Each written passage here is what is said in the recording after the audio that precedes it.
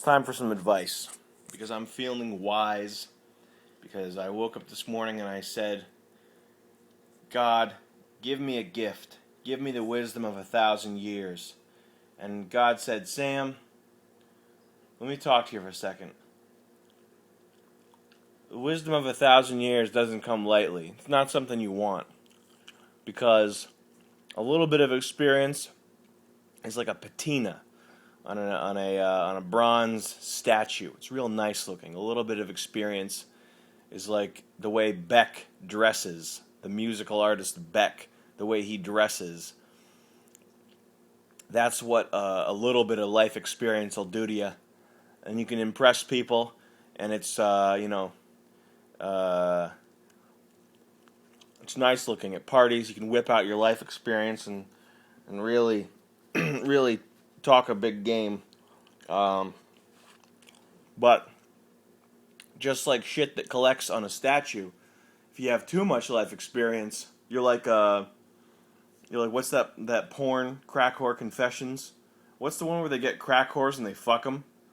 That's what you turn into. That's what happens when you go overboard. Everything in moderation, including wisdom and experience. Otherwise, you're just a fuckhole. Life boils you down into a fuckhole. And it's not because you're dumb or you made bad moves. It's just that's what happens when enough stuff happens to you. When you get to a high, it's not like World of Warcraft where you reach level 60 and you're a god and you get pussy all day. Because when you get a level 60 character in WoW, you get so much pussy that your dick is just red and chafed all the time. Like when when Blizzard resets the ladder and you make a Javazon and you get to level 91 the fastest and you get to level 99 the fastest. And just girls are just dropping their pants left and right to fuck you because they want to give you their babies, and they want you to fill them up. They want you to fill them up. You want to get filled up, but life you kind of get up to. Maybe this is just a guess. I don't know. Maybe I'm wrong. I don't know. I'm stupid, but I think you get up to like level 50, and then it's all downhill.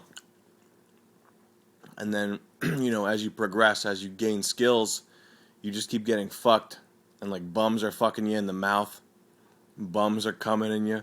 You become a bum-cum-dumb-stir. You become a bum-cum bucket. You become cum. So, yeah, what I was thinking was, I was thinking about, like, these girls, and guys, too, who go to nice colleges, a nice Boston college, a nice college in Boston. I think I should go to a college in Boston. These olive green colored colleges. I'll go to a place where there's a lot of olive green brick. Point me in that direction. I'll go to Wesleyan. I'll go to Wesleyan for a few years. Fuck it. I'm not paying for it. And they have this sort of like you tend to find a lot of reverence for William S. Burroughs and Charles Bukowski and Hunter S. Thompson. And I'm not really familiar with those guys' writings. I know that I did see Naked Lunch, and I thought it was really good.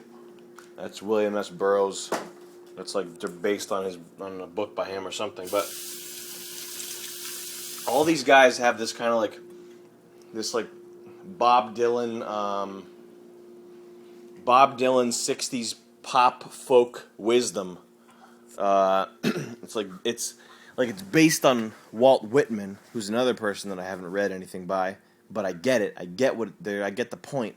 And so there's all these people, these young people my age, people 22 years old to my age, people 21 years old to my age, walking around, and they think that that life is like a movie, and the intro to the movie goes like this. So you want wisdom, kid? Well, all right. I got one piece of wisdom for you. I got one piece of wisdom for you, kid. Life comes at you 150 miles an hour. smoking cigarettes, and it doesn't pull any punches. So when you're living, you live it, kid. That's the takeaway. That's what I get from what I can see of those authors. That's what I feel like. Forgive me if I'm mistaken. That's what I feel like the gist of all that stuff is. It's kind of like Catcher in the Rye, which I did read. I did read that book because it was, hey, it's a good book, and it's high school required reading. But it's like that, only less depressing, more optimistic, more throw it all against the wall and just do it because it feels good and you got no other choice. And so all these people are walking around and they think the whole point of life is, kid, let me give you one piece of advice. When you get to be my age, you count the days by the shots of Jim Beam you done. Riding your motorcycle. There's nothing like riding a British motorcycle as fast as you can, the wind in your hair. There's nothing like it. Kid, you know what? When you're living it, you're doing it. And that's what it's all about. I'm Bob Dylan. And first of all, side note, let me just point out that is a more advanced variant of stripper knowledge, stripper wisdom. 28-year-old stripper with a son named Jaden, her wisdom, which is a tattoo that is on her foot that says "Live, Laugh, Love," which is also something that I think Lil Wayne has said. So you pseudo intellectual people, young people with a lot of knit wool clothing, wool caps, a nice scarf. You got your iPod, you got an iPod case, you have your nice songs on your iPod. Just know that your wisdom is a more advanced version, different clothes version of Jade, the stripper, and her foot tattoo that says "Live, Laugh, Love." But what I was also thinking about, I think I talked about this before, but this is something that I talk about with Nick a lot, and that is that if you haven't had some sort of trauma in your life, you're probably a bad person, and I think that's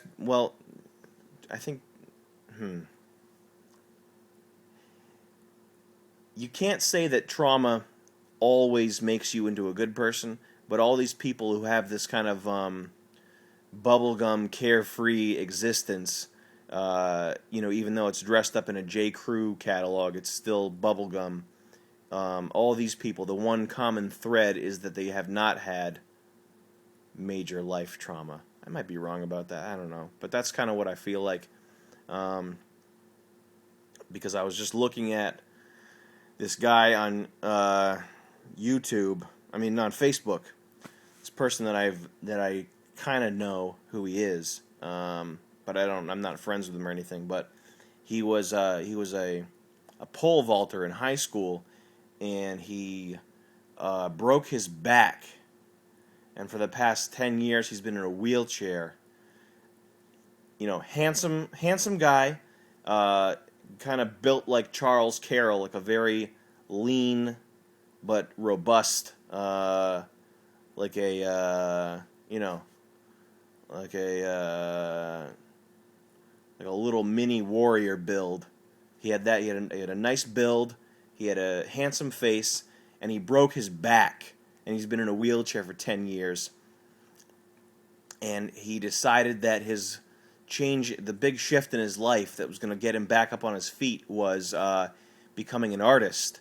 And the way he did that was he took photographs and did Adobe Illustrator vector tracings of the photographs and printed out stencils and did big acrylic paintings using those stencils with expensive materials, expensive canvases.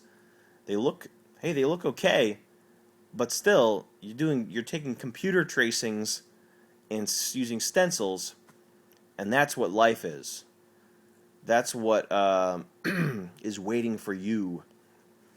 in under the rafters, in between the bleachers. You're having fun. You're watching the game. You're watching the varsity game, but there's a child molester under the bleachers, and he's going to grab your penis or your vagina and pull on it really hard, and you'll be screaming, but no one will notice you screaming because they're all enjoying the game. I just thought of that, and that's pretty true. That's pretty much what is going to happen. Life not necessarily reptilian Illuminati, but the mechanisms of control, the system, the gears. That I don't believe in too much conspiracy theory. I think that a lot of this stuff is organic. I think it's just you put 10 people in a room and systems emerge. But these systems, they are going to seek to control you and fuck your life up at any chance you can give it. Anytime you get a speeding ticket, anytime you get a little thing, and it's always if you're middle class and you get 2 speeding tickets, that's fine. I mean, it's a hassle. You probably, if you're in Connecticut, you have to go to driver retraining. It's not that big of a deal. But if you're lower middle class and you get 3 speeding tickets, if you make 25,000 a year, if you make 34,000, if you make the average American medium income and you get 4 speeding tickets, like that could be like the beginning of the end. Like that could be the part of your life where it starts to get real fucked up. That day that you get the 4th speeding ticket, you might look back at that 15 years later and realize, wow, my life turned into a piece of shit because I got a 4th speeding ticket. So just be ready for that, and you finish watching Fear and Loathing in Las Vegas. It's a good movie, but when that's done, wake up and watch Patriot Games, because Patriot Games is a lot more realistic.